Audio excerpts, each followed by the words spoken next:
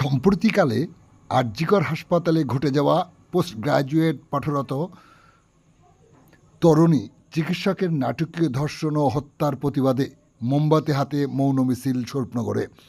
আপনারা দেখছেন সেই সময়ের বিশেষ মুহূর্তে ধারণকৃত ভিডিও চিত্র আজকের স্বরূপনগরের ক্যামেরায়। তথ্যবিন্যাসে আমি সৈয়দ রেজওয়ানুল হাবিব আপনাদেরকে সাধুবাদ জানাই। এখন শুনুন বিস্তারিত।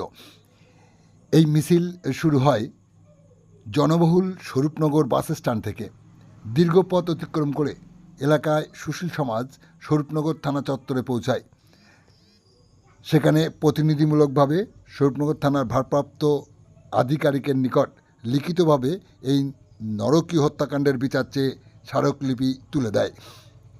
এই ঘটনার নিন্দা করে তারা জানায়, বিগত 9ই আগস্ট রাজ্যের খ্যাতনামা আরজিকর মেডিকেল কলেজ ও হাসপাতালের পোস্ট গ্র্যাজুয়েট পাঠরতা ডাক্তারি ছাত্রীর উপর কর্মরত অবস্থায় নরকীয় ধর্ষণ ও ভয়াবহ হত্যার প্রতিবাদে গর্জে উঠেছে সারা রাজ্য। সম্প্রতি সময়ে নারীদের উপর অত্যাচারসহ ধর্ষণের ঘটনা উল্লেখযোগ্যভাবে বৃদ্ধি পেয়েছে।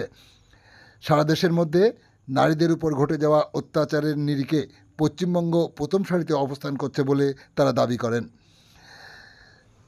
শাসক দলের মদতপুষ্ট একদল দুষ্কৃতী সিভিক পুলিশের পোশাক পরে সারা রাজ্যে জুড়ে দুষ্কৃতিমূলক কাজ করে চলেছে। তাদেরকে চিহ্নিত করতে হবে এবং দ্রুততার সাথে ঘটনার তদন্ত করে দৃষ্টান্তমূলক শাস্তির ব্যবস্থা করতে হবে বলে আবেদন করেন। আপনারা দেখছেন সেই সময়ের বিশেষ মুহূর্তে ধারণকৃত ভিডিও চিত্র আজকের স্বরূপনগরের ক্যামেরায়। আমাদের সাথে থাকুন আর দেখতে থাকুন। কি বললেন আগতরা শোনাবো আপনাদের। জাগো তুমি জাগো, আর কয়েকটা দিন পরে বাংলার ঘরে ঘরে জ্বলে উঠবে অনেক আলো। আসছে আমাদের জাতীয় উৎসব দুর্গাপূজা। সোদপুরের যে ছোট্ট ঘরে এক বৃদ্ধ মা বাবা স্বপ্ন দেখেছিল, তাদের ঘরের একটা ছোট্ট মেয়ে, আপনার আমাদের মতো একটা ছোট্ট মেয়ে আজকে ডাক্তার হবে, আজকে মানুষ হবে। তারা অনেক এক বুক সাহস নিয়ে, এক বুক আশা নিয়ে তারা মেয়েটাকে পাঠিয়েছিল। আর তার কি পরিণতি আজকে হলো আমরা সবাই জানি। নতুন করে বলার আর কিছু নেই। একবিংশ শতাব্দীর পেরিয়ে গেছে আরো 23টা বছর। অথচ আমরা কি করে শাস্ত্রের লোকাচারে আপনার আমাকে মা বলে পুজো করেছে, কানা গলিতে ঠোঁটে রং মাখিয়ে দাঁড় করিয়ে দিয়েছে ওই সমাজ মেয়েদেরকে। কি করতে পেরেছি আমরা তাদের জন্য? একটা সময়ে ভারতবর্ষের প্রাচীন ইতিহাস কি বলে, দ্রৌপদীর বস্ত্রে হাত দেওয়ার জন্য দুঃশাসনের বুক চিরে ফেলেছিল ভীমসেন। আর আমাদের সীতা মায়ের গায়ে হাত দেওয়ার জন্য স্বর্ণ লঙ্কা আগুন হয়ে জ্বলে গেছিল, পুড়ে ছাই হয়ে গিয়েছিল। সেই প্রতিবাদের ভারতবর্ষ আমাদের, যেখানে নারী সম্মানকে আমরা কোন জায়গায় আগে আমরা দেখেছি। অথচ আজকে এতটা বছর পেরিয়ে আসার পরে যেখানে সভ্যতা উন্নত, মানুষ উন্নত, মানুষের মানসিকতা উন্নত, অথচ আমরা কোথায় পড়ে আছি এখনো। আজকে এখনো আমার ঘরের, আপনার ঘরের ছোট্ট মেয়েটা টিউশন পড়তে গেলে আমাদের বুকের মধ্যে ধকধক করে কখন ফিরবে, কলেজ গেলে আমাদের বুকের মধ্যে ধকধক করে মেয়েটা কখন ফিরবে।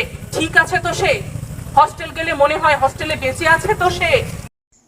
এমনই হাজারো প্রশ্নের জবাব খুঁজতে আজ স্বরূপনগর ব্লকের বিভিন্ন স্তরের সুশীল সমাজ মোমবাতি জ্বালিয়ে মৌন মিছিলের মধ্য দিয়ে স্বরূপনগর থানার পুলিশ প্রশাসনের দ্বার প্রান্তে উপস্থিত হয়েছেন।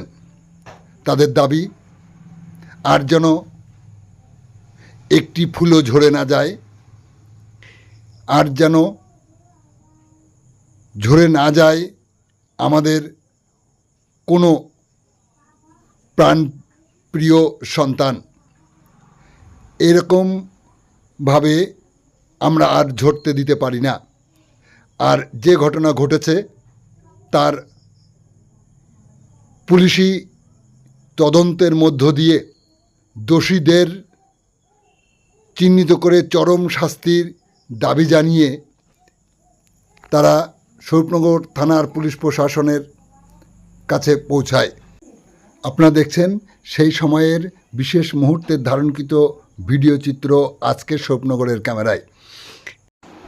প্রতিনিধিরা যখন শরীফনগর থানার পুলিশ প্রশাসনের দ্বারপ্রান্তে, তখন অন্যদিকে কি বললেন আগতরা শুনুন। যে নির্মম হত্যা করেছেন তার বিচার চাইতে আমরা এখানে সব মহিলা পুরুষ সবাই এসেছি। হ্যাঁ, এবার কিছু বলবেন আমাদের দিদি সাথী দিদি। আজ আমরা সবাই মিলে এখানে এসে জমায়েত হয়েছি একটা প্রতিবাদের জন্য।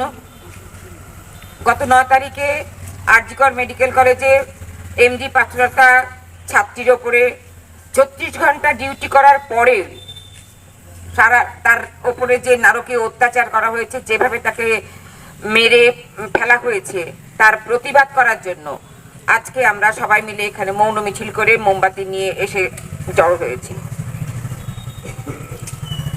যে আমাদেরই প্রতিনিধি, আমাদেরই একজন, আজ তার এই আমাদের সমাজে এই যে অত্যাচার অবিচার, এর প্রতিবাদ চাই এবং কেন এখনো পর্যন্ত দোষীরা ধরা পড়লো না তার আমরা বিচার চাই। সিবিআই বলেছে, হাইকোর্ট বলেছে সিবিআই তদন্ত করার জন্য, কিন্তু সেই তদন্ত কবে হবে, কি হবে? কারণ আমরা জানি বিগত যে দিনগুলোতে যেগুলো এইরকম কেস আমরা দেখেছি, সেখানে কিন্তু আমরা সঠিক বিচার পাইনি। আর বাংলা আর কত দেখবে নারীর অত্যাচার এবং নারীর লাশ নিয়ে এই অভিযান? এইভাবে চলতে পারে না। যারা করছে তারা আমাদের ঘরেরই ভাই, আমাদেরই দাদা। তো আমরা সবাই মিলে যদি এটা একসঙ্গে মিলিত হয়ে সবাই মিলে যদি এটার প্রতিবাদ না করি, তাহলে কিন্তু দিন দিন এটা বাড়তে থাকবে।